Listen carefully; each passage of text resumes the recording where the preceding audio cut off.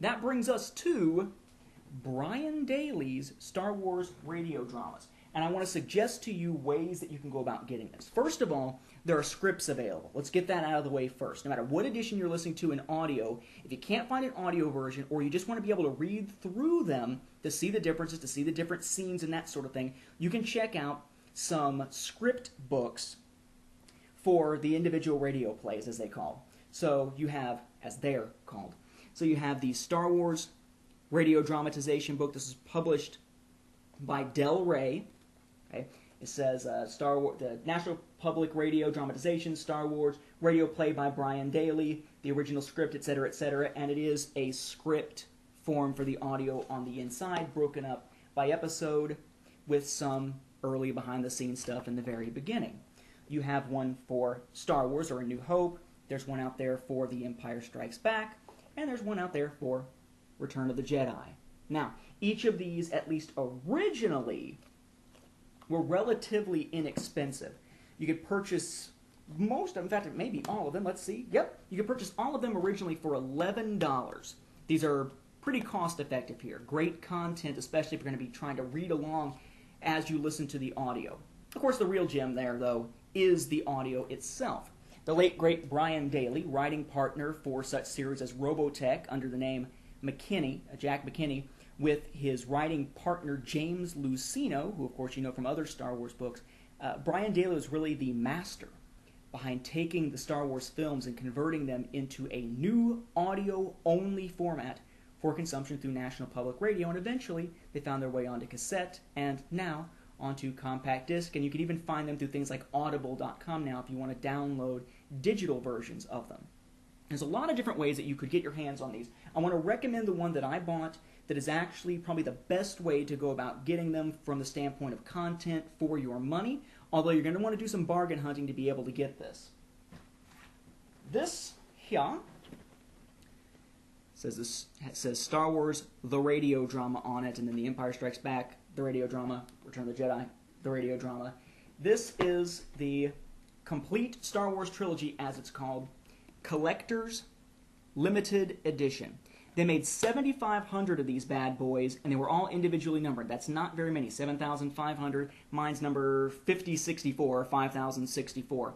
But this is a relatively rare item to find. It's one of the ways to get these audio dramas. Open it up here without breaking anything, which would be very, very bad.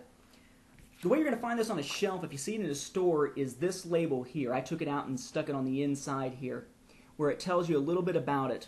And you'll notice it's different from the other ones that you may find in this sort of a navy background. It says Collector's Limited Edition, the complete Star Wars trilogy, original radio dramas, limited to 7,500 numbered copies, contains all 29 episodes on 15 compact discs, plus, and it lists some of the bonus material that I'm going to get into here.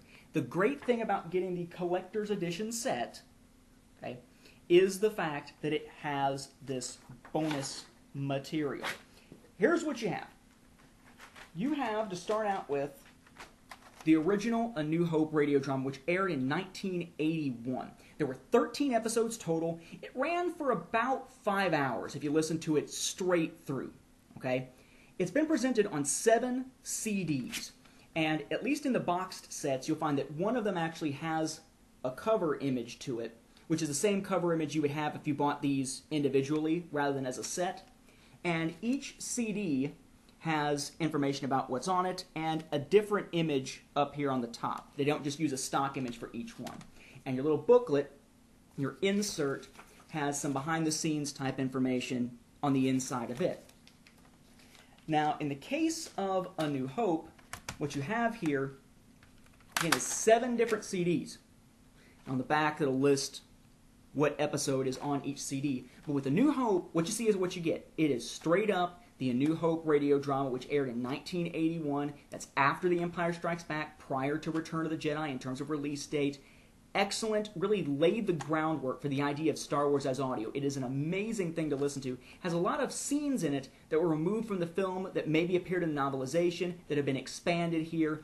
Great, great chance to see, or I guess hear, in this case, A New Hope in a very different way. You know, hear it again for the first time, if you've never listened to these before.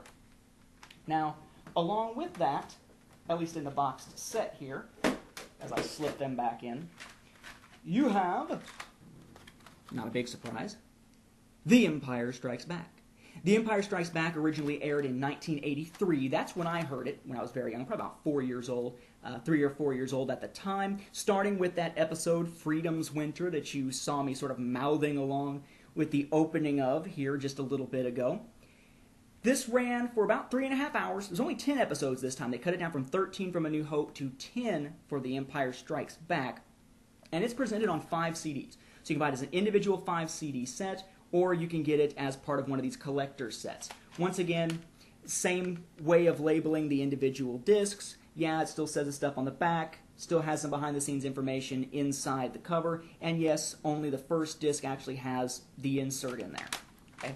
So 5 discs, The Empire Strikes Back. It's a classic. It actually opens up with the Battle of Dara 4 and Commander Nera's Renegade flight, part of Rogue Squadron, fighting some Imperials, including, as we learn later in the EU, Baron Soontir Fel. Very, very well-done drama that really expands on a lot of what we know from The Empire Strikes Back already. Great thing for this anniversary here.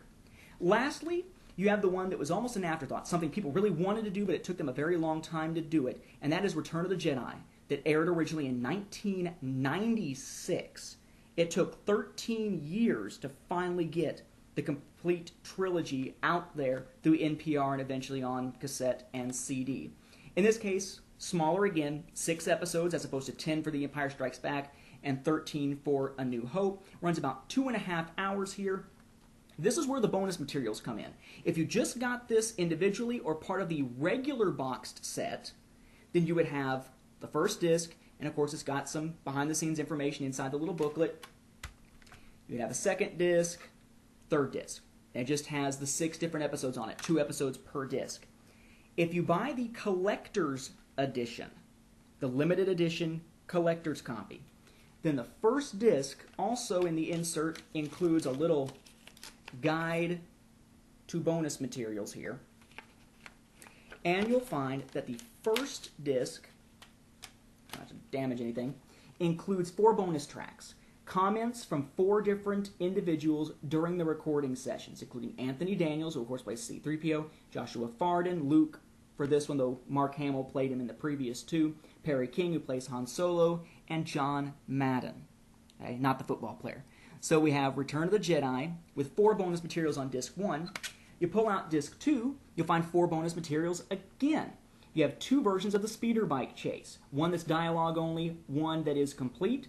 Then you have 2 National Public Radio membership spots, Comlink and Fair Compensation.